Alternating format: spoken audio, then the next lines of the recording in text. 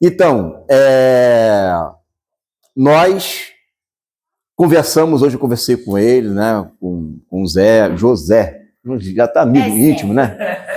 Então, eu sei que os irmãos, vocês fizeram o seminário online, não é? Quem aqui fez de fato o seminário online? Levanta a mão, deixa eu ver. Qualquer um, qualquer série, primeiro, último. Só vocês. Só as duas. Ok. O restante não fizeram, né? Mas vocês já ouviram alguma coisa. E aí? Eu quero que vocês falem para mim, porque eu vejo, né, esse ministério da irmã Marleide, do irmão José, uma extensão do que a gente tem feito. Porque eles não apenas estão ganhando almas aqui, eles estão falando de Jesus aqui, mas eles também estão, além disso, falando desse reino que eles aprendem conosco. Comigo, com o pastor Pedro, com o Damásio, com o Márcio. Então, eu me sinto, de uma certa forma, extremamente responsável por tudo que é ensinado aqui.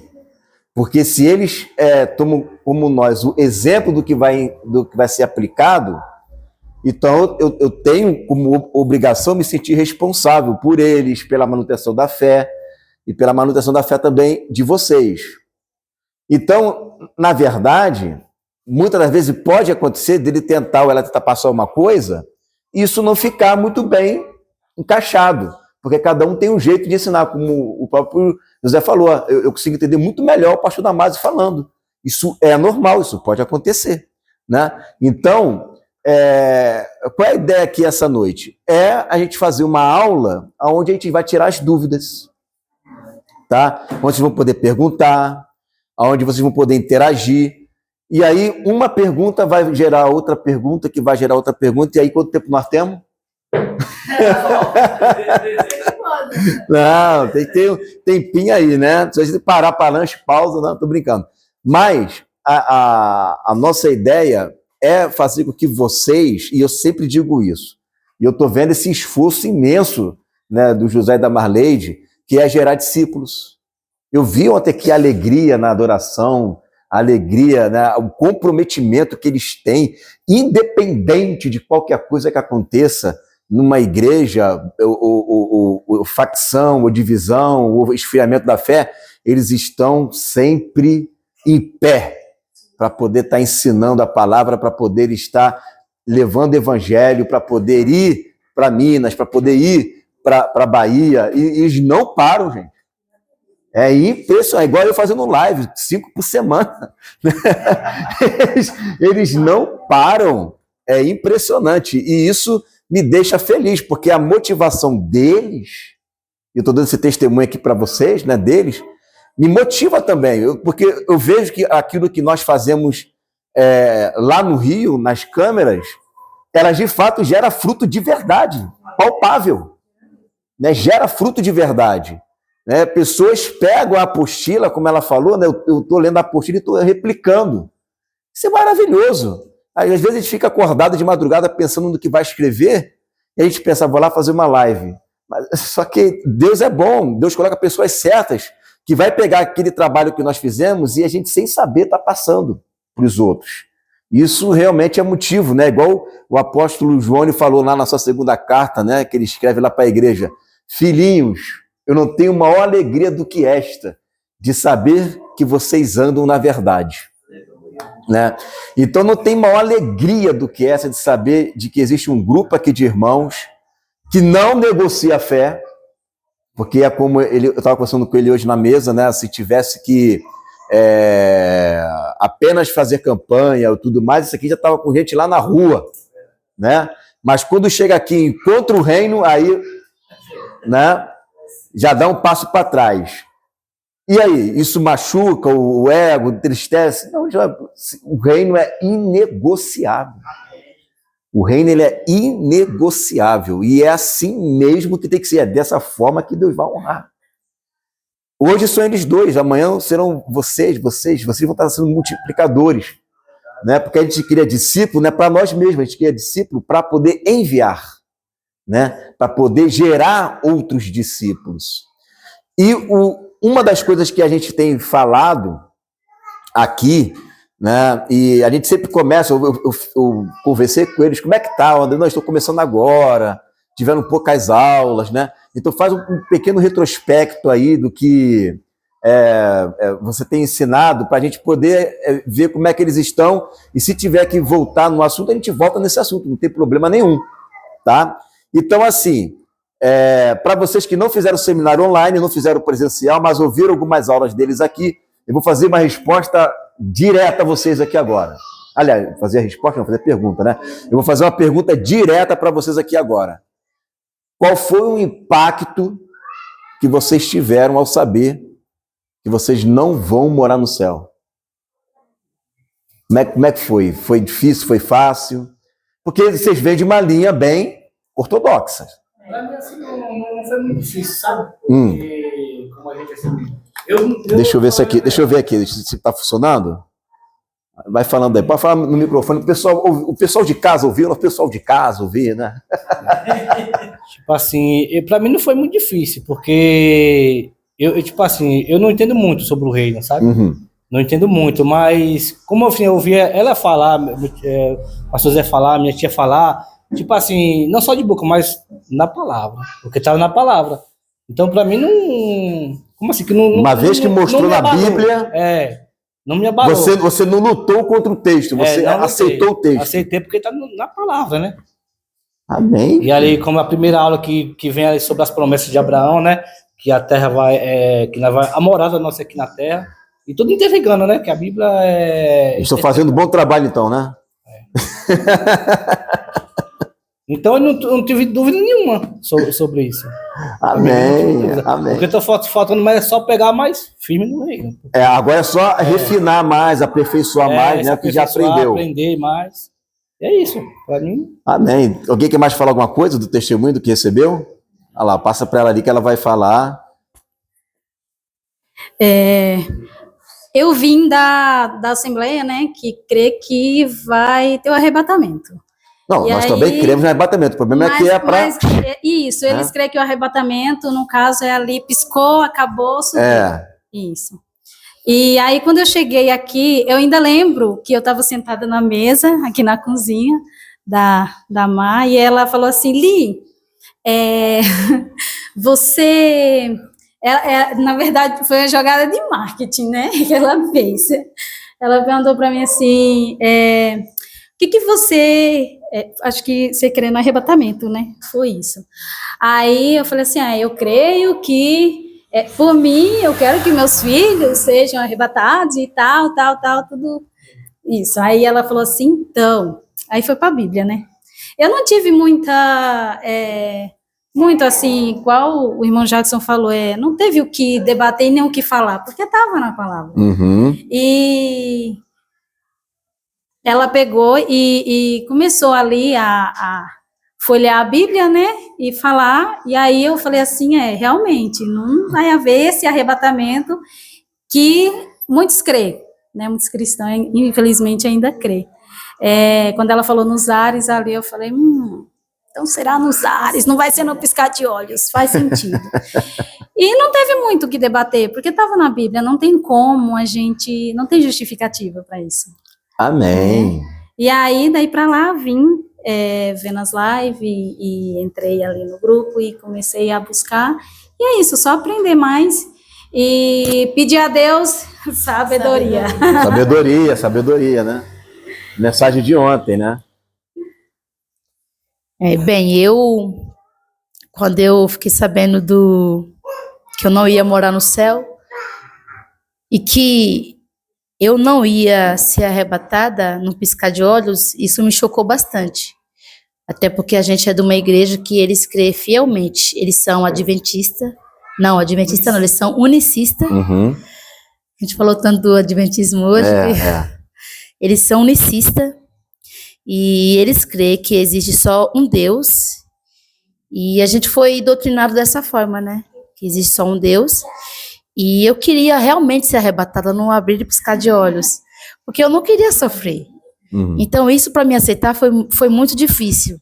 Eu relutei muito. Eu lembro que eu chorava muito. um breve testemunho.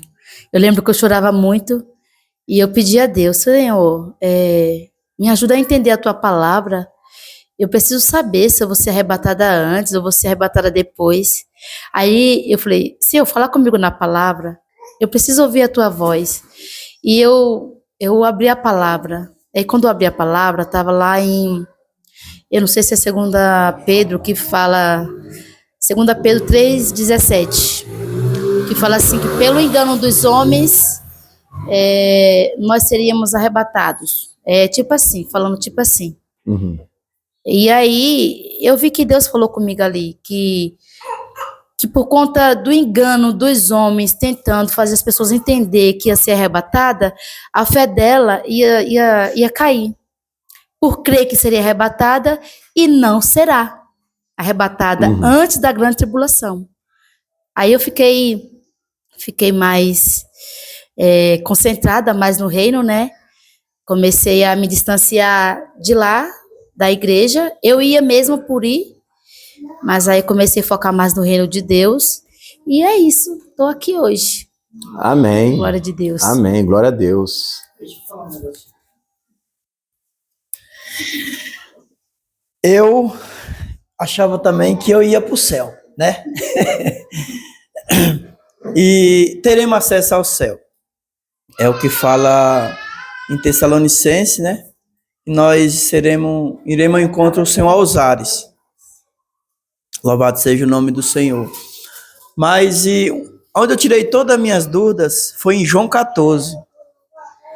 João 14, ele deixa muito claro a nossa mente, o nosso coração, que nós não iremos morar no céu, né? Porque ali ele fala que ele vai e volta para onde, no mesmo lugar que nós estamos, onde ele está, nós também estaremos junto com ele, né? Então essa passagem tirou toda a minha dúvida do meu coração, né? Sabemos que aí eu também comecei a estudar ali a aliança abraâmica, né? Que Deus fez com Abraão aí as alianças, que do 12 até o 17 ali de Gênesis. Então, assim, isso me refrescou a minha mente, que a gente tinha um entendimento que totalmente diferente do que a palavra ensina, né? E através da vida do pastor Igor, pastor Damásio, pastor Pedro, isso fez com que a gente entender esse evangelho, que é o reino de Deus, né? Que a Nova Jerusalém, ela desce, né? E nós reinaremos com o Senhor para sempre, aqui nesse lugar. Louvado seja o nome do Senhor, né? Que o Senhor vem e a Nova Jerusalém vai ser restaurada e reinaremos com Ele para todo sempre, né? Como ensina no seminário. Isso para mim é gratificante a Deus, irmão. Sou muito grato a Deus pela vida desses homens, por ter conhecido esse evangelho, porque não adianta você viver um engano. E as pessoas hoje, eles preferem viver um engano. Louvado seja o nome do Senhor. Eu não quero viver um engano, eu quero viver a palavra de Deus. Amém. Amém? Amém. Então eu estou aqui para aprender e para ensinar aquilo que Deus me ensinou através da vida dos meus irmãos. Amém? É isso. Carol, quer falar alguma coisa, Carol? Então vamos lá. Posso ler só o texto? Quer ler o texto? Lê então. O texto que o Senhor falou comigo foi em 2 a Pedro 3,17, que diz assim, ó: Vós, portanto, amados, sabendo isto, dantes guardai-vos de que, pelo engano dos homens abomináveis, sejais juntamente arrebatados, e descaiais da vossa firmeza. Antes crescei na graça e conhecimento de nosso Senhor e Salvador Jesus Cristo. A Ele seja dada a glória, assim agora como no dia da eternidade. Amém. E aí, eu li essa passagem e Deus falou comigo. Deus falou que eu não seria arrebatada no abrir e piscar de olhos. E assim, aqui também fala que a gente deve crescer na graça e no conhecimento do Senhor, né? E muitos onde a gente estava, falava que a gente não podia ficar lendo a Bíblia, que a gente ia ficar era doido. Vocês vão ficar doidos, ficar lendo a Bíblia demais. E eu sempre gostei de ler a palavra do Senhor, né? E assim, aonde a gente estava, a gente só lia, era só lá na igreja que eles liam, e não dava explicação quase nenhuma. E aí, é igual eu falei para você, que eu chorava pedindo a Deus, para Deus preparar alguém para me ensinar, para falar da palavra para mim, no que eu lia, que eu entendia, que eles não falavam. Uhum. E aí Deus preparou você. Amém, amém. E aí, toda a equipe, né? Acho que toda uma equipe, né? É toda a equipe, na verdade. Mas primeiro Deus preparou você, depois foi o pastor Pedro, depois veio o Damásio, veio o Márcio. Você é da primeira turma, só que você não fez a primeira seminário, né? Eu sou do primeiro seminário. Ficou com medo, não foi isso? Isso, eu fiquei com medo. Sou da primeira turma do seminário. Então, é muito bom, meus irmãos, é muito bom mesmo você fazer essas aulas. É um divisor de águas na vida da gente. Abre muita visão da gente. Aquilo que a gente não entende da palavra, quando você faz, você começa a entender. Muitas coisas que você não entende, que para você é diferente, não consegue entender, você começa a entender. Eu aconselho todos fazerem o seminário do começo ao fim. Amém? Amém, amém. E eu fico mais grato a Deus, né? Porque tem coisa que a gente não percebe. Mas você vê a Nova Jerusalém descendo no Velho Testamento, Isaías 66, e vê em Apocalipse 21, né? Coisa que a gente não sabia, mas através que você vai estudando e vai vendo, aí você vai aprendendo, louvado seja o nome do Senhor, né? Então é gratificante a estudar a palavra de Deus, meus irmãos. Estuda para que nós não venhamos estar vivendo no engano, né? Confundido. Amém? Amém, amém. Bom, se eu for contar aqui o meu testemunho, né? Também quando eu conheci o Evangelho do Reino, porque na verdade eu sempre amei a palavra, né? Eu sempre gostei de estudar, de ler. Apocalipse eu tinha um desejo de aprender, mas não sabia como, né? Simplesmente eu ia repetindo o que os outros falavam, né? Aí eu fui estudar apologia, né? Defesa da fé. Foi quando eu comecei a estudar as crenças das outras religiões. E fiquei mais ou menos 2 anos nisso, até que um dia, em 2002, julho de 2002, eu recebi um convite para fazer um seminário do Reino. Lá em São Gonçalo, né? Pastor Márcio, era o pastor Cláudio lá também. Aí eu aceitei, né? E como bom apologista, que eu era defensor da fé, vou defender minha fé, né? Eu vivia quebrando a cara, não conseguia responder nada lá. Eu falei, caramba, que trolha é essa? Não consigo responder nada, eu falo aqui, o cara fala ali, eu falo aqui, o cara fala ali, né? E aí eu me lembro que quando chegou na aula do território, falando da aliança abraâmica e tudo mais, chegou em João 14, eu ia para casa chorando. Eu sentava na última cadeira do para ninguém ver eu chorar, né? Eu virava assim a cara assim para a janela para ninguém ver eu chorar. Ia para casa chorando de tanta alegria e ao mesmo tempo tristeza, porque eu sabia que não era isso que as igrejas ensinavam. E aí eu me lembro que eu comprei o livro, aquele livro azul do pastor Acélio, dei para o pastor da igreja onde eu congregava, lá em São Gonçalo, marquei o gabinete com ele para poder falar sobre isso, né? Que eu estava aprendendo, bem novinho, não sabia nem defender nada, né? Aí ele só falou para mim assim, pegou o livro, ó, eu não tenho tempo para ler isso aqui não, se tiver tempo eu leio. E acabou o gabinete ali, né? Aí eu sei que eu falei, para mim isso foi um sinal. Qual o sinal que foi isso daí? O sinal de que meu tempo tinha acabado, porque ali é aquilo que a gente está falando, é uma rede, né? Então, para você mudar você tem que mudar a cabeça da rede para fazer um concílio, para fazer um sei lá o quê, para todo mundo mudar. E no meu caso não era só eu pegar minha carta e ir embora, né? Aí eu fui, fiz todo um gabinete depois como líder da juventude, depois como a líder dos adolescentes, que eu dava aula lá e tal.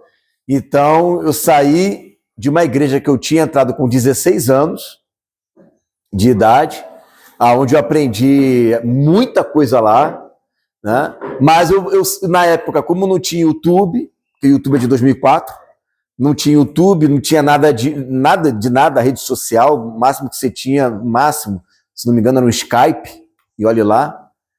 Aí eu falei, eu aprendo, ou eu vou para lá aprender, ou eu vou ficar sem aprender nada. Tem que decidir o que eu vou fazer da minha vida. E aí eu fui e comecei a congregar lá, e toda sexta-feira eu tinha discipulado, né? Ia final de semana para a casa do Damásio fazer seminário, tudo quanto é lugar, junto com ele, né? E ficava lá carregando a mala dele, igual Eliseu e Elias carregando a capa, né? Eliseu e Elias, né? Eliseu carregando a capa de ele, ficava lá carregando a malinha dele, pode ir atrás dele, né? Lá para aprender as coisas. E aí aconteceu uma situação onde eu, infelizmente, tive que sair da onde eu congregava, e aí eu fui para uma outra igreja, né? Mas eu não larguei o Evangelho do Reino. E eu senti a falta de seminários. Então, eu criei um próprio sistema de seminário. Foi aonde eu até pedi ajuda do pastor Damásio, para ele poder me ajudar, e nas igrejas onde eu consegui os seminários, né, que na época era eu que corria atrás para poder ir nas igrejas, e às vezes eu acumulava vários jovens para poder aprender, e a gente ia para a praça ensinar, eu ia igual calçado assim, ia para a calçada, sentava e ensinava, aí passava a gente, um zoava, um falava, é isso aí, jovem, falem da palavra de Deus, não sabia nem quem estava falando, né? Às vezes ia para o monte, ia lá para o monte e fazia do reino, as aulas em cima lá no monte, um monte de jovens a gente fazia lá, debaixo de umas árvores, já ficava lá aprendendo do reino. Eu me virava, mas a gente nunca deixou, né, de ensinar o reino de Deus. E aí, graças a Deus, né, depois eu vou pular aqui anos de história, né, acabou que na pandemia Deus me deu uma ideia. Que ideia foi essa? De fazer o seminário online. E foi aí que tudo começou a espalhar, a andar, né? Mas foi uma caminhada que foi amor à primeira vista, né? Eu tive que ralar para aprender, porque na época não tinha o que você tem o chat GPT, na época você não tinha livros em PDF, você só tinha Bíblia. E eu tenho até hoje a minha Bíblia que eu fui aprender o Seminário do Reino. Ela está toda, parece um pergaminho. Eu tenho que juntar os fragmentos dela. Tem que juntar os fragmentos dessa Bíblia, né? Porque tá tudo riscado ali, tudo riscado. A Bíblia ela não leva para lugar nenhum, porque é capaz de perder folha no meio do caminho, né? Mas vocês falaram, né, que nós não vamos lá no céu. Eu vou ler aqui um texto. Aí eu vou querer que vocês que fizeram aí, ó, me expliquem esse texto. Será que eu vou conseguir explicar? E agora? E agora? E agora? Né? Porque a gente sabe que nós não vamos morar no céu. Mas em Apocalipse 15, versículo 1, você está com a Bíblia? Lê aí para mim esse versículo aí. Apocalipse 15, 1. Sim. Pode ler? Não, deixa o irmão ler ali. Ele vai ler aqui, Apocalipse 15, 1. Vai.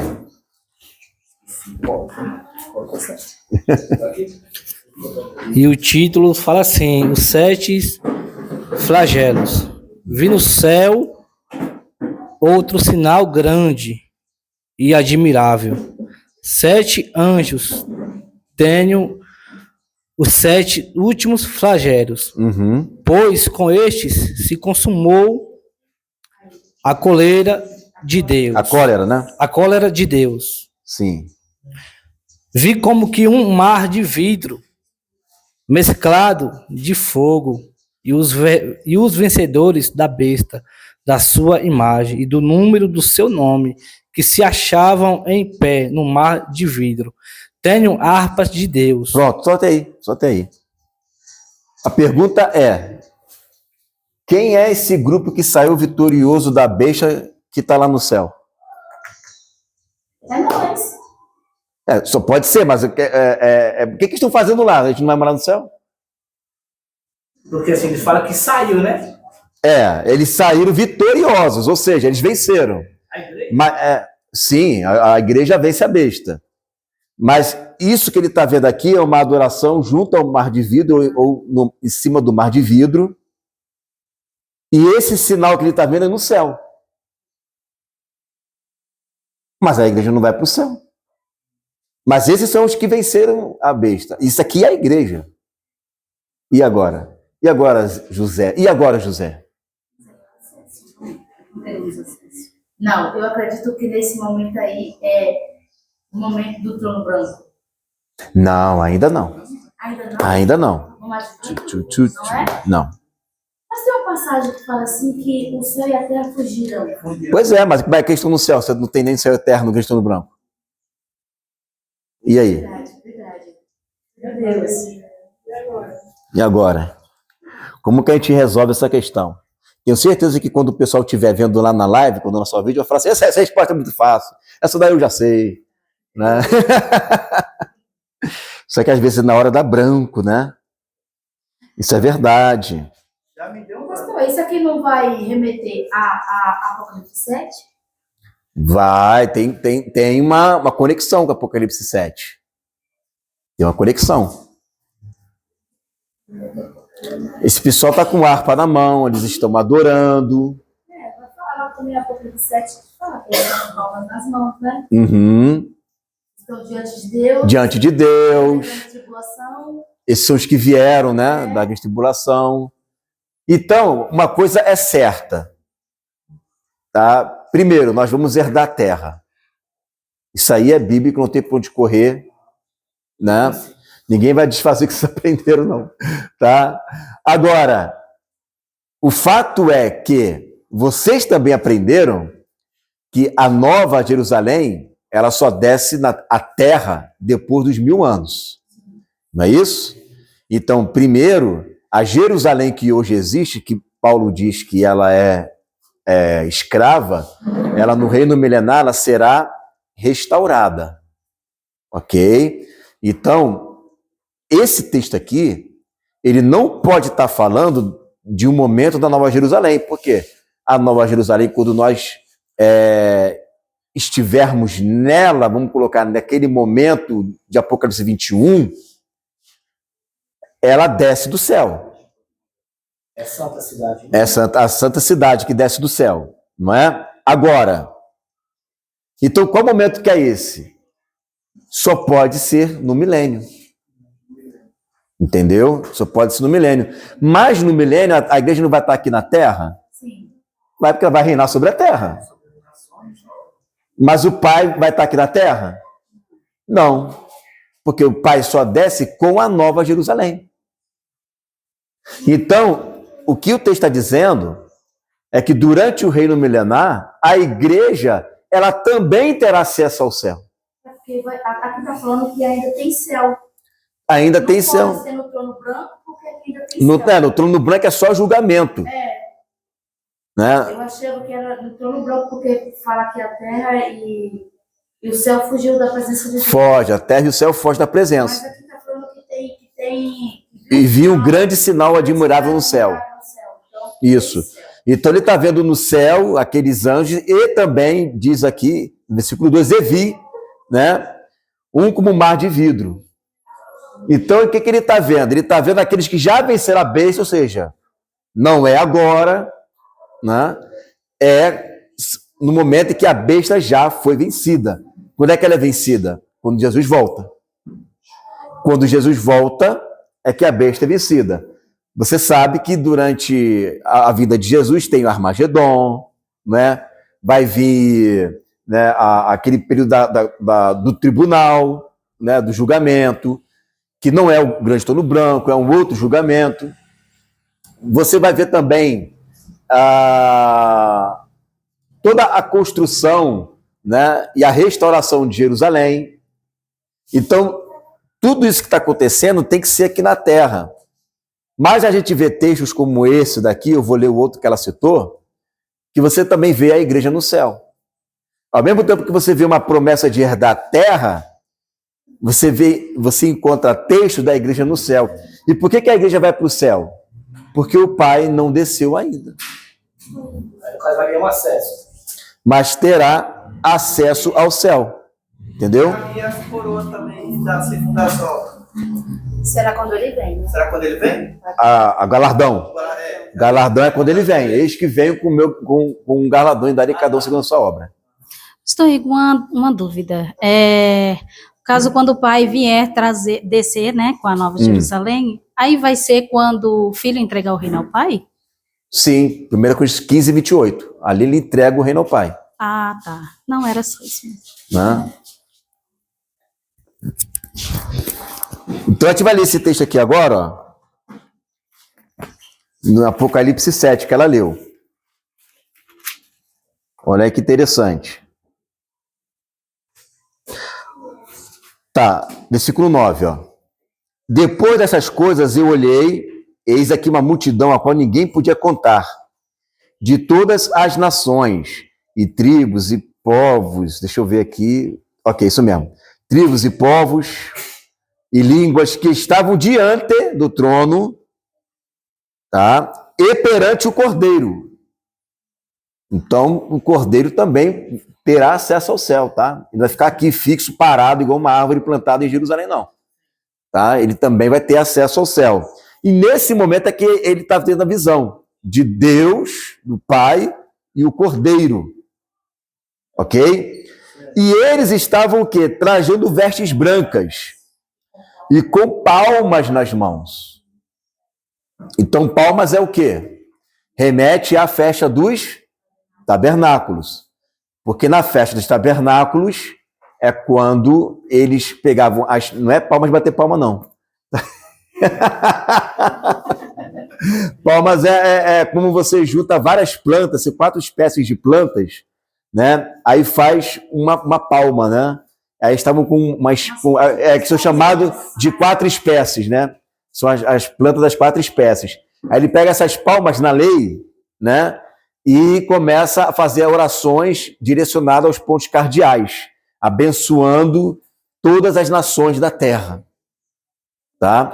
Então, essas palmas nas mãos aqui está remetendo justamente à habitação de Deus com os homens. Deus agora está habitando com os homens. Então, eles já estão abençoando as nações. A igreja está, a descendência de Abraão, que é a descendência bendita que vai abençoar as nações, palma nas mãos e já é abençoando as nações. Tá? Ela está abençoando as nações. E clamava com grande voz, dizendo: salvação ao nosso Deus que está sentado no trono e ao Cordeiro. E todos os anjos estavam ao redor do trono, e dos anciãos e dos 4 animais, prostrando-se diante do trono, sobre os seus rostos, e adoraram a Deus, dizendo: amém, louvor e glória, e sabedoria e ação de graças, e honra e poder e força ao nosso Deus para todo sempre. Amém. E um dos anciões me falou, dizendo: estes que estão vestidos de vestes brancas, quem são e de onde vieram? Um dos anciãos aqui é quem? Que tipo de ancião são esses? É um dos 24 anciãos, tá? Você vê que ele parou ali de adorar um pouquinho e foi lá, né, falar com João. Pastor, a Bíblia não fala muito sobre esses 24 anciões, né? Só fala que são 24 anciões. É igual o lance das rodas de Ezequiel, só fala que é roda. Não fala a função, de onde veio, o que tem que fazer. Só fala que é roda. O ancião é a mesma coisa. Só fala que eles estão ali adorando o Senhor e colocando suas coroas aos seus pés. Não fala mais nada. Aí entra uma série de tipologias, né, e tal. Mas vamos lá. E um dos anciões que falou, a pergunta, né? Aí versículo 14. E eu disse-lhe: Senhor, tu sabes. Claro que é uma pergunta retórica, né? Que se não souber, né? Como é que João sabe e o ancião não sabe, né? Uma pergunta retórica. E ele disse-me: estes são os que vieram da grande tribulação e lavaram suas vestes e as branquearam no sangue do Cordeiro. Tá vendo aqui? Então, essa galera aqui são os que vieram. Todos que vieram da grande tribulação. Por quê? Porque aqui já é o momento em que já está todo mundo glorificado. Então Jesus já voltou, tá? E eles estão com vestes brancas, o que implica glorificação. E eles fazem parte do corpo de Cristo, o que implica em ser como é que fala? Embranquecido, né? Pelo sangue de Jesus. E aqui está dizendo que eles estão lá no céu, porque eles estão diante do trono de Deus e do Cordeiro, tá? E o versículo 15 vai dizer assim, ó: por isso estão diante do trono de Deus e o serve de dia e de noite. O que significa dia e noite? Diariamente, tá? Diariamente, no seu templo. Esse templo aqui não é o templo de Ezequiel, tá? Esse templo aqui é um templo que tem lá no céu. Onde está a Arca da Aliança? Onde está a Arca da Aliança, onde está o altar de ouro da oração, que hoje vai lá e pega as orações dos santos. Aquele templo onde Isaías foi e viu os umbrais, né, se tremendo por causa da fumaça que se encheu. Naquele mesmo templo onde o Senhor se assenta, né, num alto e sublime trono, que as suas vestes enche, é ali que nós estaremos também um dia. Tá? Aquilo que Isaías viu, nós iremos lá e vamos trabalhar como sacerdote. Tá? Vamos trabalhar como sacerdotes lá. Né? É o que o Thaís estava falando ontem, né? A gente trabalha pra caramba aqui pro reino, só descansa se morrer. Se não morrer, só vai mudar o ritmo, né? Também não se cansa mais. Esse texto que fala que acho que foi o Cordeiro que colocou as brasas, né? Serafim. Foi o serafim que pegou as brasas, uma tenaz, né? A tenaz é um instrumento para poder pegar uma pedra quente, né? Ele foi lá e tocou na boca de Isaías e purificou, né, os lábios dele. Então, olha que interessante, né? Existe uma brasa acesa dentro daquele templo, e essa brasa acesa ali, ela reaparece de novo quando um anjo vai pegar o incenso ali, né, com a oração dos santos, joga na terra, ou seja, vai surtir o efeito, né, a oração da justiça. E ali também é quente essa oração, né? Ela está esquentando, né, aquela brasa ali. Nós esquentamos a brasa com as nossas orações, né? Então, aquela brasa está repleta de oração dos santos, tá? E tudo bem. O serafim está lá, adorando, né, o Senhor.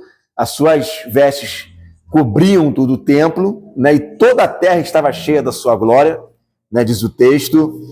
E aí diz assim, ó: e aquele que está sentado sobre o trono os cobrirá com a sua sombra.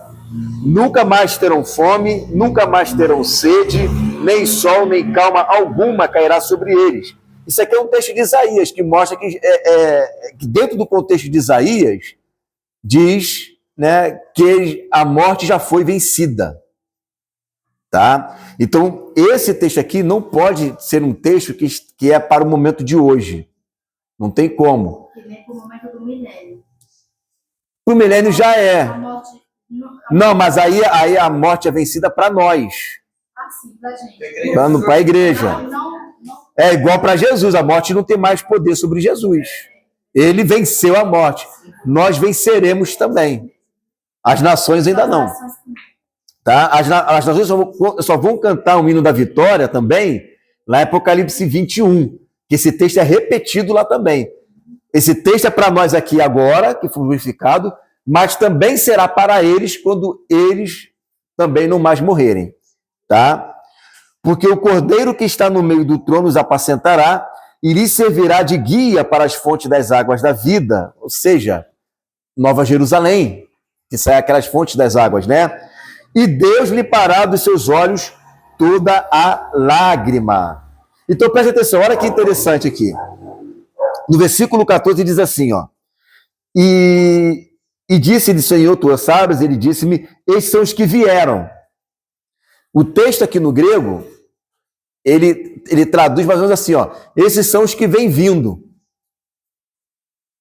Ou seja, está chegando gente. É por isso que alguns pré-tribulacionistas usam esse texto para dizer que esse momento aqui é o momento em que a igreja está no céu, tá? E aí, conforme vai morrendo gente, vai subindo. Vai morrendo, vai subindo. Está chegando gente durante a grande tribulação. Só que esse texto aqui não está falando morrendo, vai subindo. Primeiro, por quê? Porque eles estão trabalhando. Morto não trabalha. Morto descansa. E diariamente, dia e noite, significa que eles estão em turnos. Ou seja, por isso que está vindo gente, porque está vindo gente para trocar de turno. Dia e noite está chegando gente. Como antigamente. Como era lá na casa de Davi. Né? Então havia troca de turno, mas lá era de 15 em 15 dias. Aqui é diariamente está chegando gente. Né? É alguma escala que eu não sei dizer como é que é. Tá? Não estou dizendo que vai ficar um dia só e desce. Não sei como é que é, pode ser que sim, não sei. Né? Mas está chegando gente ali, diariamente. Está vindo gente. E por que está vindo? Para poder trabalhar no templo. Para poder fazer os serviços sacerdotais. Mas nós não somos só sacerdotes, somos reis também. Então, no céu vamos fazer serviço sacerdotal. E na terra vamos reinar sobre as nações. Então a gente vai fazer essas conexões. Né? Vamos subir e vamos descer. Vamos subir e vamos descer. Por que o foco aqui é da grande tribulação? Poderia ser de todo mundo. Não é? Mas o foco aqui é, na verdade, olha que interessante, aqui fala, né, de todos os povos, de todas as nações, é todo mundo. Mas esse grupo aqui específico está focando na grande tribulação, por quê? Aí eu aprendi isso, né, lendo os primeiros cristãos. Ele diz o seguinte, que o Apocalipse, como é um livro que ele é focado no tempo do fim, na última semana de Daniel, então ele acaba dando uma ênfase para aqueles que estão vivendo aquele momento. Então, por exemplo, Apocalipse capítulo 20, vai falar sobre a ressurreição, a primeira ressurreição. Os que foram degolados pela besta, ressuscitaram e viveram com Cristo reinado durante 1000 anos. Mas são só eles que vão ressuscitar? Não. Mas a Bíblia só fala deles. Entendeu? Mas não é que é só eles que vão ressuscitar. Mas em Apocalipse só foca naquele grupo da grande tribulação. Por quê? Porque o Apocalipse, precisamente nesses capítulos finais aqui, né, ou do capítulo 4 para frente, foca exatamente, independente da época, mas foca somente naquele grupo. Os anjos, quando vai falar dos anjos, até em Apocalipse 22, vai falar do anjo que ainda está com as 7 pragas nas mãos ainda. Poderia ser qualquer anjo, mas está falando daquele da praga, porque o foco do Apocalipse é a última semana de Daniel e eternidade. Milênio, um pouquinho, e 2 capítulos sobre a eternidade. É isso que foca a última não, né? Não deixa de ser a última, né? O Apocalipse. É isso que foca. E daí, eles acabam entendendo, esses textos como esse, eles dão uma ênfase nesses homens, né, da última geração, porque eles é que vencem a besta. Daniel não venceu a besta. Paulo não venceu a besta. Né? Davi não venceu a besta. Nem os cristãos, né, os nossos pais, né, os reformistas, ninguém venceu a besta. Né? Mas essa galerinha aí foram que venceram a besta. Que enfrentaram a besta cara a cara. Enfrentaram o anticristo, o grande homem do pecado que Paulo falou, cara a cara. Então se dá uma ênfase maior nesse grupo, mas não significa que tem só eles ali. Mas se dá uma ênfase maior, porque eles são o grupo, né, que realmente... Porque você pode vencer o diabo, você pode vencer os seus mensageiros, né, os seus enviados, mas você sempre está lutando contra um mensageiro do diabo. Agora, nós devemos lutar contra o próprio diabo, porque ele vem para a terra. Ele é lançado aqui na terra. Eles não venceram, mas eles clamam, né? Não, esses venceram, porque eles foram martirizados. Eles foram martirizados por ele. Quando a gente fala vencer ele, toda a igreja vai vencer o diabo. Toda a igreja vai vencer. Inclusive, quem vai destronar o império das trevas é a própria igreja vindo com ele glorificada. Mas quando a gente fala esse grupo venceu, porque esse grupo permaneceu fiel até a volta de Jesus, cara a cara com o diabo. Entendeu? Porque venceu o diabo glorificado não é nem covardia, é um massacre, né? Não tem nada de covardia com o diabo, tem que vencer mesmo. Agora, vencer ele assim, na carne e osso, nenhum apóstolo fez isso. Ninguém. Enfrentar o inimigo assim de frente, né, durante 3 anos e meio, é só esse grupo final. Né? Esse grupo final vai enfrentar o maior de todos os inimigos, que é o grande chifre pequeno, falado por Daniel, né? O Belial, filho de Belial, né? O mentiroso, como disse Jesus, né? Aquele que vier no seu próprio nome, vocês receberão. Então, esse grupo minoritário, final, esse remanescente, eles vão sim enfrentar a besta, o seu exército, né? E vai vencer, vai destronar eles. Então, é por isso que o Apocalipse dá uma ênfase nesse grupo, não desmerecendo o outro, mas é esse grupo que preparou o caminho do Senhor. É esse grupo que é o grupo do profeta Elias. Né? É esse grupo aí, do João Batista, né? Esse é o grupo de Moisés, né? Que são as 2 testemunhas. Esse é o grupo. É o tão profetizado 2 testemunhas. As testemunhas não aparecem a vida toda, não, só aparece no final. É igual você falando aí sobre vencer, é igual lá aqui nos selos, né? O primeiro selo, saiu vencendo para vencer. Isso, o primeiro selo saiu vencendo para vencer, o cavalo branco. É a igreja. Ah, mas não diz que ela é vencida lá pelo diabo? Ah, mas esse vencer aqui, gente, pelo amor de Deus. Você acha que o diabo pode vencer um filho de Deus? Não. Então, que tipo de vitória é essa que ele teve? Que ele matou. A matar para filho de Deus, que significa nada. É até vitória para a gente. Não tema aquele que pode matar o seu corpo, mas não pode lançar a tua alma no inferno, né, no Geena. Tu tirar a minha vida, não está dizendo nada. Né? É um favor que está fazendo. Né? Nesse sentido, ele vence. Não é uma vitória espiritual, porque se o diabo vencer de forma espiritual, aí ele venceu para a pessoa se apostatar da fé. Agora, essa vitória não é espiritual. Essa vitória é uma batalha em que ele está matando o crente. Matando a carne. Só o corpo, só a casca. Tá diminuindo o contingente de filhos de Deus na terra. A vitória dele é numérica. É só isso. Mas não é na alma. Na alma ele não vence. Senão, se ele vencer na alma, aí a Bíblia não chamaria de santo. Né? Aí venceu os santos. Não, venceu como? Então não é santo. Se vence os santos, então se tornaram apóstatas, né? Se vencer no espírito, se tornaram apóstatas. Mas se vencer matando o corpo, é uma vitória numérica só. Só vitória numérica. E aí, exatamente isso que o diabo ele vai fazer. Ele vai diminuir numericamente o número, né, dos filhos de Deus na terra. Essa é a única vitória que ele vai ter. E temporária. E mesmo assim não vai vencer todos os santos. Já terão profetas aqui profetizando e continuando preparando o caminho do Senhor.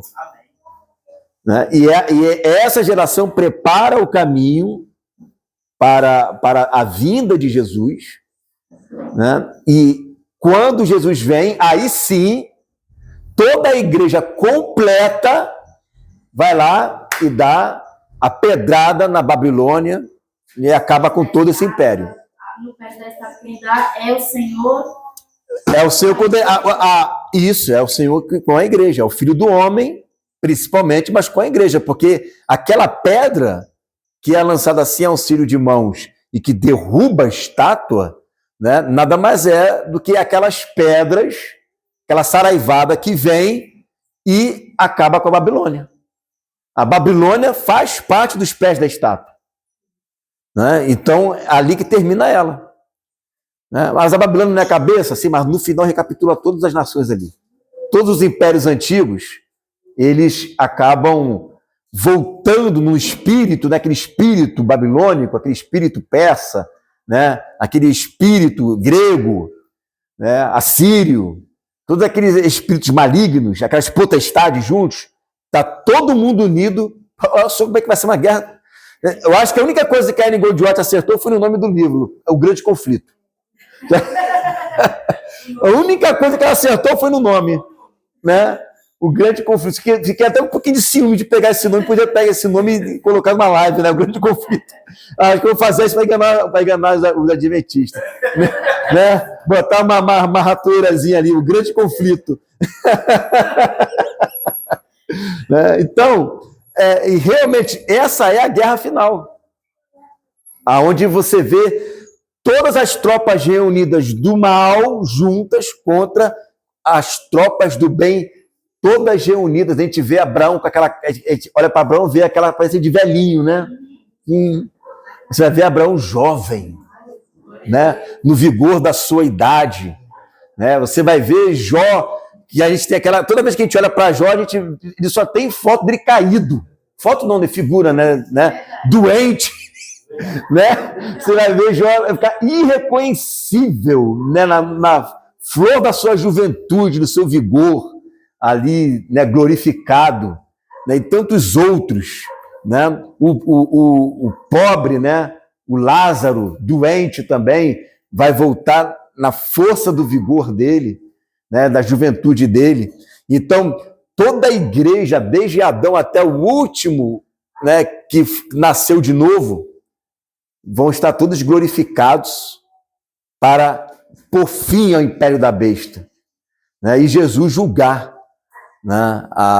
O chifre pequeno, no caso anticristo, julgar ali as nações que se levantaram contra Jerusalém, contra o povo de Deus, e lançar no lago de fogo e enxofre, então, por fim, inaugurar nossa tão esperada, nossa, como diz Paulo, nossa bendita esperança, né? Que é o reino de Deus.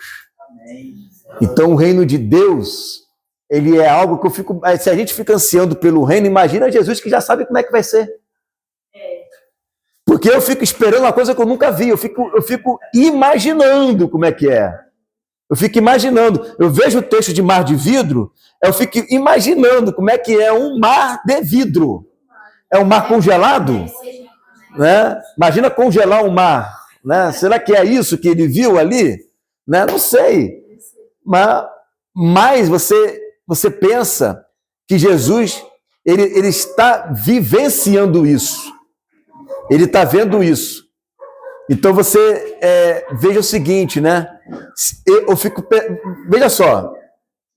Eu fico imaginando aqui nas minhas elucubrações do dia, né? Imagina quando você está num lugar lindo, bonito, lindo, você sabe que a igreja vai se reunir para um retiro. Como é que fica? Tu já imagina quando o pessoal chegar aqui e ver isso? Já imagina quando o pessoal vir para cá, quando eles olharem o quarto, como é que está lindo, tudo reformado, tudo bonito. Eu quero ver o impacto que vai ser quando eles chegarem aqui. Você imagina Jesus? Já conhece tudo como é que é. Imagina quando minha igreja chegar aqui e ver isso daqui. Imagina quando os meus filhos vierem para cá e ver isso daqui. Você imagina quando eles olharem isso daqui. Eles nunca viram isso daqui na vida. Quando eles verem, como é que vai ser a alegria deles? Então, olha a expectativa do coração de Jesus. Se a gente está nessa expectativa por aquilo que nós nunca vimos, imagina ele que já sabe de tudo. Como que ele deve estar naquela expectativa? Por isso que eu falo, ninguém é mais interessado para que o evangelho do reino seja pregado e para que o reino seja anunciado do que ele. Por mais que eu tenha vontade do evangelho sendo pregado, por mais que eu me esforce, né, vire noite acordado para parar para cá, não chega nem aos pés do que ele tem tanta vontade de que esse evangelho seja pregado que ele mesmo veio aqui para a terra para isso. Amém. Não é isso que ele fala lá em Lucas 4:42, né? Foi para isso que o Filho de Deus foi enviado, ou para isso que eu fui enviado, né? para anunciar o evangelho do reino. Então, não tem ninguém mais interessado. E sempre quando eu oro, eu falo assim, Senhor, mas que esse evangelho seja anunciado, Senhor. Porque, por mais que eu queira, eu tenho certeza que não tem ninguém mais interessado do que o Senhor.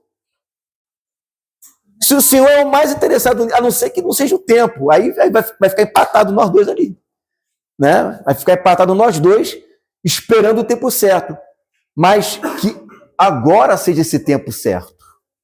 Que agora seja esse momento da gente anunciar o reino. Porque, irmãos, eu fico pensando, né? Se eu fico assim, né? Imagina um casal de noivos ali, pronto para casar, marca a data do casamento, como é que ficam ansiosos, gastam tempo. Imagina Jesus, irmão. Jesus, eu não vou dizer a palavra ansioso, mas eu vou dizer uma palavra grande expectativa. A grande expectativa que Jesus tem para esse dia, de ele finalmente poder se encontrar com João, poder se encontrar de novo com os discípulos que ele amava, poder entregar a promessa que ele fez a Abraão, que já está lá, coitado, há mais de 2000 anos lá no ar, aguardando, né? Imagina, então, poder chegar e te dar o teu galardão, o teu prêmio. Você vê que todas as vezes quando apresenta a Bíblia, né, o momento da vinda de Jesus, nunca é num clima triste, né, um clima assim, meio xoxo. Irmão, tem até adoração. Esse dia eu estava pensando uma coisa que me veio na cabeça pela primeira vez esses dias. Porque eu tenho uma mania de toda vez que eu vou meditar na palavra, eu ficar ouvindo músicas instrumentais. Eu vou meditar, eu ouço música instrumental, e às vezes eu quero fazer uma live mais agitada, eu boto uma música instrumental mais agitada, eu fico pensando, de onde vem essas coisas, né? Não pode ser no silêncio. Mas aí eu me lembrei, isso só me veio na cabeça umas 2 semanas atrás, que quando o reino de Deus vem, há um coro no céu cantando. Então, até na vida de Jesus tem um som, tem música, tem instrumento, tem som de trombeta, é como se tivesse uma melodia, né? Não tem, como é que se fala, né? Um som de track, né? Como é que se fala quando você vê um filme e tem uma música no fundo tocando?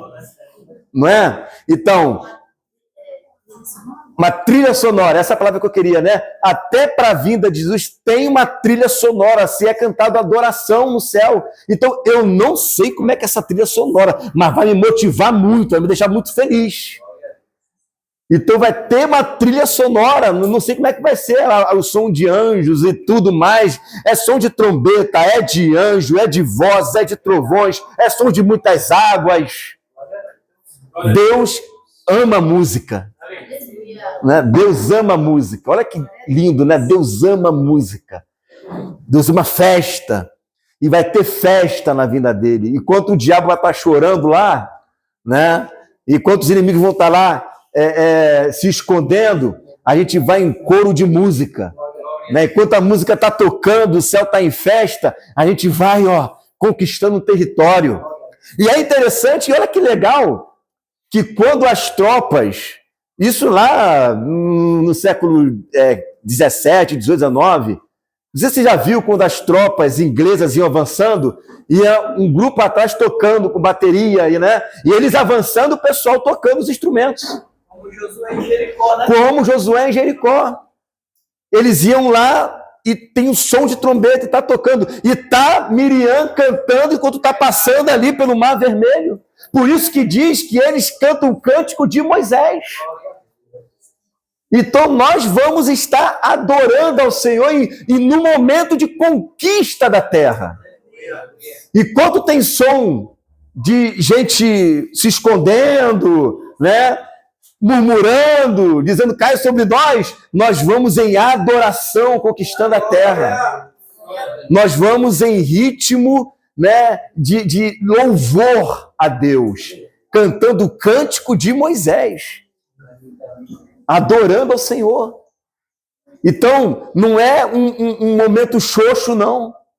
Não é um momento que Jesus voltou. Não, irmãos, quando Jesus vem, é uma coisa de gala. É uma coisa que nunca se viu. Porque é o momento em que ele vai se casar com a noiva. Então tem que ser uma festa mesmo.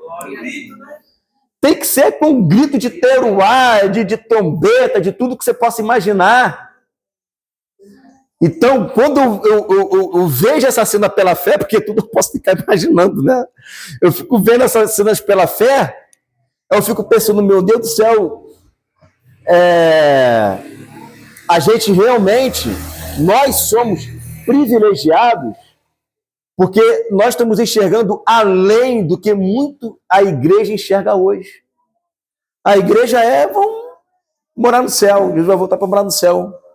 A gente está enxergando detalhes da vinda dele que não estou inventando nada, está tudo na Bíblia. A gente não está inventando nada aqui da nossa cabeça. Tudo a gente tem textos na Bíblia ali que a gente pode ver que na vinda dele tem trilha sonora. Tem uma trilha sonora para a vinda dele. Né? Então, essa vinda dele, da conquista da terra, enquanto as tropas avançam, tem coro, tem coral, tem música, tem festa, porque ele não vem sozinho, ele vem com os anjos também. Então você imagina a cena, meu irmão. E você não vai ver de baixo para cima, não. Vai ver de baixo para cima por enquanto, que você vai subindo, né? Você vai subindo, olhando para cima, e quando você chegar nas nuvens, você vai olhar para baixo, tá só o chão, igual a visão que você tem de avião, né? Aí depois você vai ver um anjo vindo à sua direção, vai te recolher e vai te levar até Jesus, lá para Jerusalém, porque é ali que a festa vai começar. É ali que vai ser a conquista. É ali que nós vamos vencer a besta. É ali que aonde o reino vai ter início e vai se espalhar por toda a terra. Irmãos, isso não é lindo? Glória a Deus. Mas é o cântico da vitória. O cântico de Moisés é o cântico da vitória. Glória a Deus. Vencer o faraó, meu irmão. É coisa melhor do que vencer o faraó. Glória. O cântico de Moisés está aqui. A gente tem que decorar? Olha, já me perguntaram isso uma vez. Como é que a gente vai aprender a mexer com armas? Como é que a gente vai aprender a subir em cavalo? Falei, irmão, fica despreocupado. Você glorificado é outra coisa. Sem glorificação já aprendi tudo. Sem glorificação. Agora, glorificado, você não se preocupa com isso, não. É porque a gente...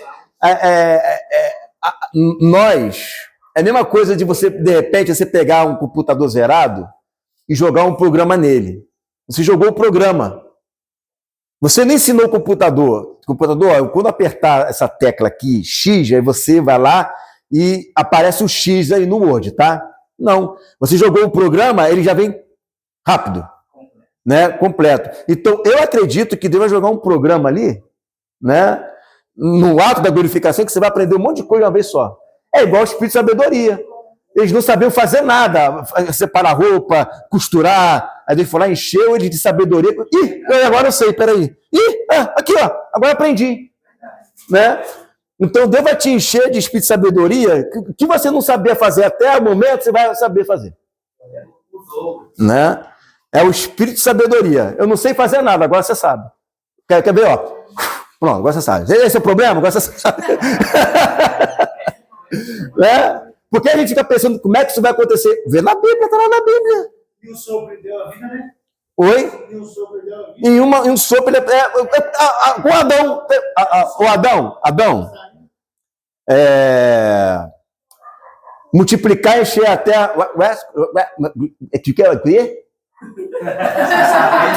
esqueci de ensinar a falar, Adão, desculpa, peraí. Vamos para a alfabetização, deixa eu te ensinar a falar, não. Quando Deus criou Adão, ele já criou Adão com Adão sabendo falar. Com Adão sabendo falar, com inteligência para poder dar nome aos animais. Sabedoria para lavrar a terra. Então não se preocupa não, fica despreocupado com isso. Para Deus nada é impossível. Né? Para Deus nada é impossível. Eu não acredito que quando Deus criou os anjos, né? Ele criou os anjos, né? Vou aprender você a ser um serafim, hein? Vamos para a escola dos serafins, né? Você vai nascer serafim assim, assim, assado, desse jeito, né? Como ele fez com Adão e com a Eva. Né? Então, isso são coisas que a gente vê na Bíblia, mas quando chega lá na frente a gente fica na dúvida, como é que pode isso? Se pode antes, por que não pode depois também? Não é? Pode depois também. Porque Deus não colocou Adão e Eva numa sala de aula para aprender a ler e escrever. Você contou que era sombra, agora vai ser realidade. E agora muito mais. Agora muito mais. Não é que era sombra, mas era como se fosse uma maquete de algo que viria. De algo que viria. Então, tudo que a gente não sabe, né, hoje, a gente fica, como é que eu vou sentar num cavalo e vou fazer assim para vir para cá, assim para vir para lá? Como é que eu... Você vai saber tudo, né? Você vai saber tudo. Com Cristo ali que vai dialogar. O Moisés, o mar lá, o povo aqui, Faraó atrás. Marcha, vai. Só vai. Né? Então, diga ao povo que marche. E Moisés tinha dúvidas, algumas coisas, né? Nós vamos estar glorificados, irmão. Não, já vai estar. Ele vai emitir uma ordem, você vai saber tudo que vai ter que ser feito. E se tiver alguma dúvida, o Espírito lembra. Né? Então, isso é uma coisa que a gente não vai. Isso é uma coisa que eu não me preocupo. Né? É uma coisa que eu não me preocupo, porque Deus é o Senhor da sabedoria, Ele vai saber como fazer. Né? E o importante é que eu vou estar glorificado.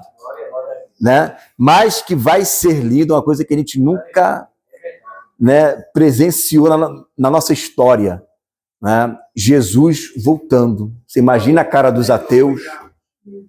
Você imagina a cara daqueles que ficaram dizendo que nós servimos a um como é que eles chamam, né? Ao nosso amigo invisível, né? Nosso amigo invisível.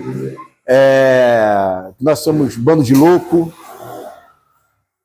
Então, você só espera, porque naquele tempo o que não vai... Aliás, vou até reformular, né, a minha questão. Naquele tempo não vai ter ateu, sabe por quê? Porque primeiro que na primeira metade da última semana, a gente vai estar fazendo sinais e maravilhas. Só você chamar a gente de feiticeiro. Tá? E na segunda metade vai ser o diabo que vai estar fazendo falsos milagres. Se eles não acreditarem, vai ser morto. Que ele vai exigir adoração para ele, não é? Então não vai, acho que não vai ter ateu. Se tiver, se escondeu, né? Muito mais vão crer, né? Muitos não tem ponto de correr, tá vendo os milagres que estão acontecendo ali? E vão dizer o quê? Ou se converte agora. Ou se vai se converter, então, né? Só se for um cara realmente de coração muito duro, mas aí também, se não acontecer nada com ele na primeira semana, se não acontecer com as trombetas, acontece com o próprio anticristo, porque ele vai exigir que todos adorem ele. Né? O joelho se dobrar lá, né? Ó? Todo joelho se dobrar lá. Sim, não, só que esse versículo é para Jesus, né? Isso aí é para Jesus. Todo jeito se dobrará e toda língua confessará que Jesus Cristo é o Senhor. Né? Tem uma dúvida. Deixa eu ligar aqui para você fazer essa perguntinha. É para o pessoal da nossa audiência. Ficou uma dúvida, foi na aula 6, as duas casas de Israel, que o irmão falou assim sobre... deixa eu ver aqui como que foi a pergunta. Que aquele que pecar já está condenado. No caso aí, vai ter o julgamento, né? Vai vir o trono branco, o Pai que vai julgar a gente, né? Que vai ter o julgamento ali, a gente não. Aqueles que ainda vão ser julgados. Só para o pessoal ver aqui, de repente o pessoal lá está com curiosidade. Não. Aqui, ó. Os irmãos estão aqui, tá? É que se eu ficar virando aqui toda hora, já deu ruim aqui, ó. Até acertar tudo de novo, ó, já ficou torto, né? Pronto, vai. Foi falado, né, que aquele que pecar já está condenado. No caso aí é para aqueles que morreram, não, que no milênio ali, que pecar Não estou entendendo. Não estou entendendo. A sua pergunta é com que relação. eu não sei aonde que está, mas em relação ao milênio ali. Aquele que é amaldiçoado, aquele que pegar com 100 anos será amaldiçoado. Amaldiçoado. Né? Então, assim, ali está falando para as nações que estiverem no milênio, que a maioridade ali é a partir dos 100 anos de idade, por isso que eles só serão punidos a partir dos 100 anos. Eles terão longanimidade, terão longevidade de vida.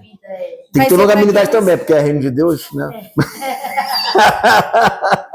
E naqueles também que estão ali aguardando no Hades ali, vai passar pelo julgamento também? Aí esse julgamento já está... Vamos lá, vamos identificar quem? Passando ali pelo ápice. O que você está querendo dizer ápice? É o quê? Não, no Hades, ali, aqueles que já Hades. Isso. Ah, tá. Sim, com certeza. Mas é para condenação? Não necessariamente. Por exemplo, uma criança, eu já até falei isso, eu sempre uso esse exemplo da criança, né? Uma criança que morre, digo uma criança de peito, né? De colo, ela não vai ressuscitar na primeira, mas ela ressuscita na segunda. Ela vai ser condenada? Não. Então, significa que ela vai passar por esse julgamento, mas ela vai ser absolvida, ela está salva. Então, esse já está condenado é para as nações, ali que pecar... Só que você está invertendo os versículos. Esse versículo que você está citando, do já está condenado, é uma outra situação, tem a ver com Mateus 28. Quem crê foi batizado será salvo. Quem não crê já está condenado. Aí você pegou o versículo de Mateus e jogou para Isaías. Isaías não fala já está condenado. Esse já está condenado é para aqueles que têm a capacidade de crer pela fé, mas eles negam a Jesus e, consequentemente, não se batizam e, por isso, já estão condenados. Tá bom. Tá bom? Também aqueles que foi a marca também já está... Não, esse daí nem se fala. Esse daí já está condenado vivo já, né? Tipo, vai os índios, esses pessoas. Quem não conheceu a palavra, a pessoa que não conheceu a palavra, ela vai ressuscitar na segunda ressurreição e, conforme Romanos 12, ela será julgada segundo a sua consciência. Então, ela, ainda que ela não tenha ouvido o evangelho, mas Deus colocou dentro dela uma lei que já tem as leis do evangelho. Não matarás, não roubarás, não adulterarás. E quando ela pratica a lei sem a lei, ela será julgada por aquilo que a consciência que o próprio Deus colocou no coração dela para frear, né, o seu comportamento, ele vai ser condenado ou ele vai ser absolvido e entrar no reino de Deus. Isso não é uma segunda chance, tá, gente? Já vi, vai ser uma segunda chance, pô. Não é. Isso aí é um julgamento pautado em tudo que você fez em vida. Segunda chance é se você em vida viveu uma vida totalmente em pecado, aí eu chego lá no Hades e passo por um purgatório, ou eu vou ter uma outra chance para redimir daquilo que eu fiz. Isso é segunda chance. Ali não, ali você vai ser julgado só pelo que você fez em vida. Né? E o que você fez em vida vai ser determinado ali no julgamento. Então não é segunda chance. É julgamento único e exclusivo daquilo que você fez na sua vida. No caso das nações, porque nós não passaremos pelo julgamento. Aquele que está em Cristo, em Deus, não passa pelo juízo. Então a gente não vai passar pelo qualquer tipo de julgamento algum. Nem trono branco, o único julgamento também. O trono branco também. Mas estou falando de julgamento assim, ó. Vamos ver se você vai ser salvo ou não. Esse julgamento a gente não passa. Por que a gente não passa por esse julgamento? Quem sabe? Porque eles estão glorificados. Porque bem-aventurado os que ressuscitaram na primeira ressurreição. Pronto, é a mesma coisa que ela falou, só que foi de outra forma. Exatamente. Porque nós já estamos glorificados por conta da primeira ressurreição. É isso aí. Vocês estão ensinando bem aqui, hein? É isso aí mesmo. Como é que ele vai... Eu estou glorificado, venci a besta. Ai, gente, ore por mim que eu vou passar agora pelo julgamento. Eu vou passar pelo julgamento agora, gente, pelo amor de Deus. Tá vendo como é que não tem lógica? Nem aquele texto lá de Apocalipse 20, que vai falar sobre o gueto do branco, ali está inserido a igreja, não tem lógica aquilo ali. Ah, vai passar a sua vida no telão, vai todo mundo ver a sua vida no telão. Mas a volta de Cristo vai ter um julgamento para ser pelos galardões, né? Para a igreja vai ser para os galardões, exatamente. Aí sim, é um julgamento onde o próprio apóstolo Paulo diz, né, que vai ser colocado para queimar toda a sua obra, que é palha, feno e madeira, e se for ouro, prata e pedras preciosas, vai permanecer. Né? Mas você será salvo. Por quê? Porque você já está glorificado, não tem como, você vai passar limpo disso daí. Né? Porque ali não é para condenação, ali é só para galardoar. Então o mesmo será salvo, independente se as obras dele, claro, não é só palha, feno e madeira que você tem. Se tiver só isso, aí já está condenado. Pô. Tem que ter também ouro, prata e pedras preciosas. Uma azul mesmo. Uma moedinha de obra, né? Igual o ladrão da cruz, né? Uma moedinha ali já entra, né? Aos 45 do segundo tempo já tá bom, né? E aí, queridão, mais alguma coisa? Vai dar 1h30 aqui de aula já. Já, 1h16 agora. Deixa eu fazer uma última pergunta aqui. Fala para todo mundo ouvir. O Brasil quer te ouvir. É uma pergunta em Apocalipse. Apocalipse 20. É uma dúvida que eu tenho. Apocalipse 20, 12.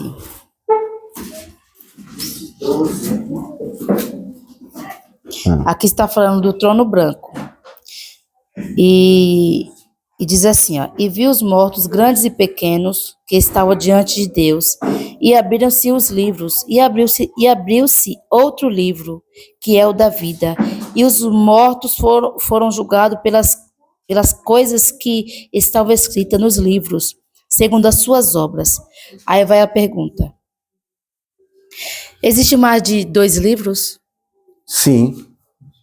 A Bíblia fala livros, né? No mínimo são 2. Não. Então, existe mais de 2 livros? Mais de 2? Sim. Porque aqui está falando, ó.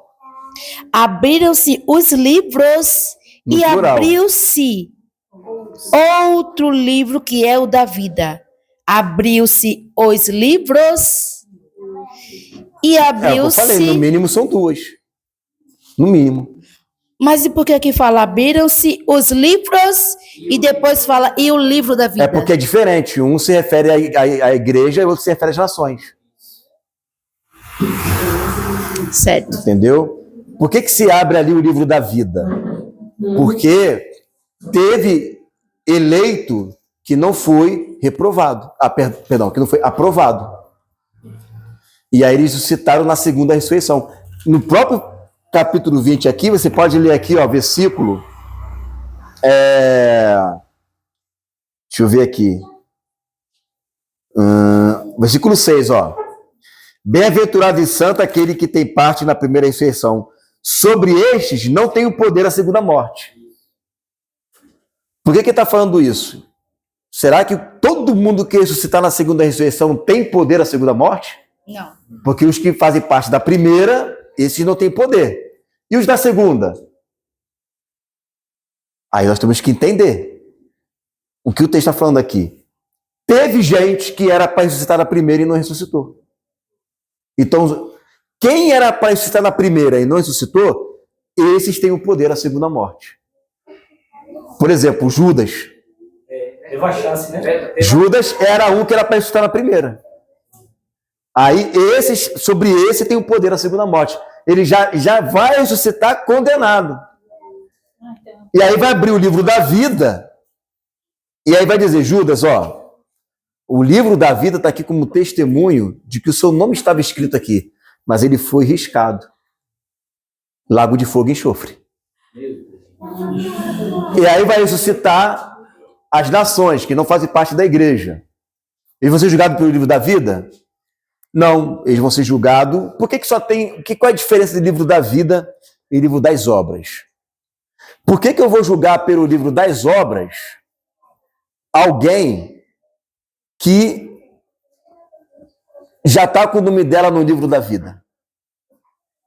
Não tem lógica. Não tem lógica.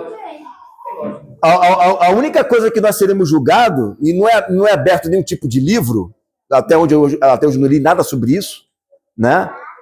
Mas Deus já vem com um galardão. Ele já vem com um galardão. Ali é distribuição. Não é? Ele já vem com galardão, cada um segundo a sua obra.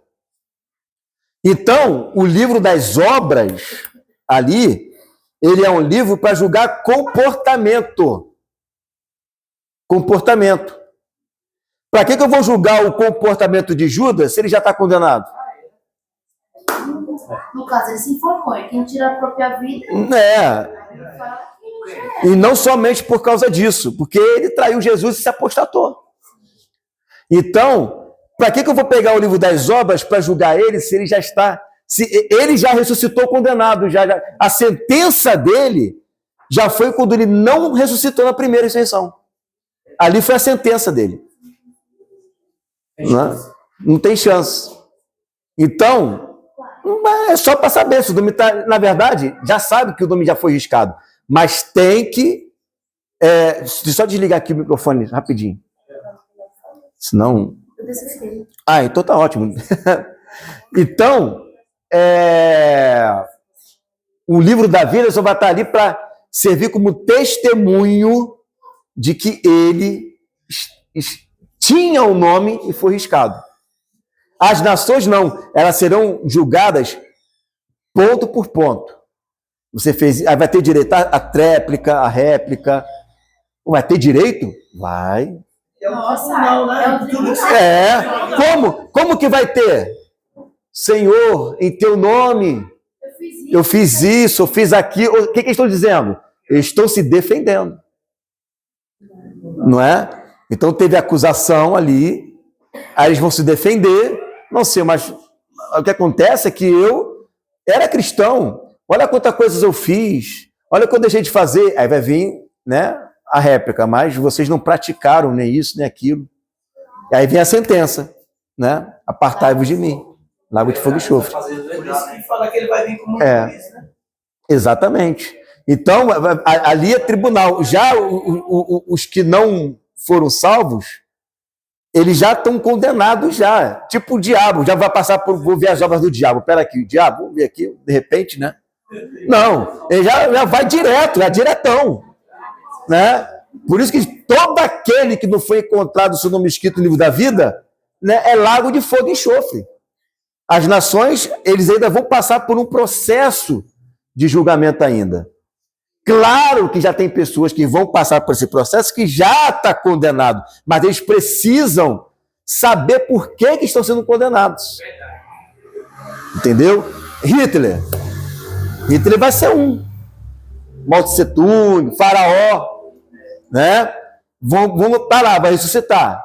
Vai pegar lá o livro lá e vai, né, destrichar, isso se ele for nação, né? Vai destrichar ali, ó. É isso, é isso, é isso, é isso. O que você tem a me dizer? É isso aqui, isso aqui, isso aqui. Defendeu, mas tem isso, é isso, é isso. A condenação é essa. Pastor, e Barrabás sobre a maldade que ele fez? Você crê que ele foi salvo ou não? Não sei. Se Barrabás se converteu, não conta mais nada sobre ele. A Nabucodonosor, ela está perguntando. Nabucodonosor. Olha, parece que sim, ele reconheceu o Deus de Daniel, né? É porque a Bíblia não vai contar a história, né? É igual que está falando hoje. Então, já que está na Bíblia que Enoque morreu, a Bíblia não fala nada que Enoque morreu, né? Pô, a Bíblia não fala nada que Maria morreu, né? No caso, Elias, né? A Bíblia não fala que Elias morreu, né?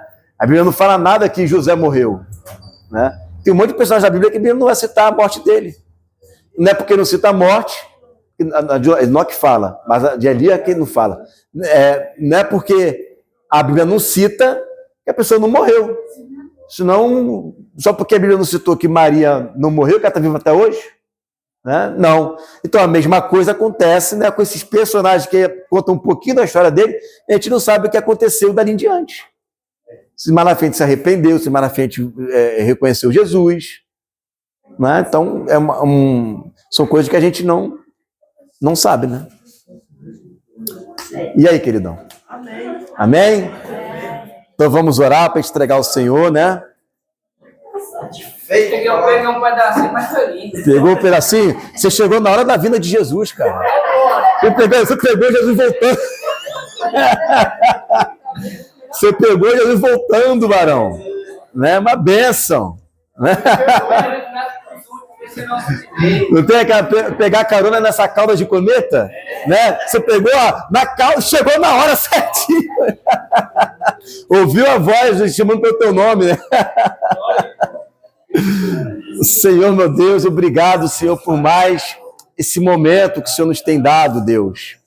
Eu te agradeço, Senhor, porque aqui estão os seus filhos que estão aprendendo mais e mais da tua palavra, Pai.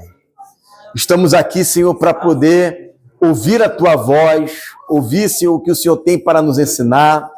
E nós queremos unicamente, Senhor, sermos servos de ti, baseado e servindo a sua palavra, Senhor. Que o Senhor continue abrindo os ouvidos daqueles que estão aqui para que eles possam continuar ouvindo o que o Senhor tem para ministrar, o que o Senhor tem para falar. Nós, Senhor, só estamos aqui como servos do Senhor, como disse Isaías, eis-me aqui, envia-me a mim. Então, Deus, estamos aqui para sermos enviados por Ti, para onde o Senhor quer que nós para que o Senhor quer que nós vá, Senhor. Então, Deus, abençoa cada um, que eles sejam multiplicadores desse conhecimento, Deus. Que eles possam multiplicar e que eles possam gerar muitos filhos com essa expectativa da vinda de Jesus.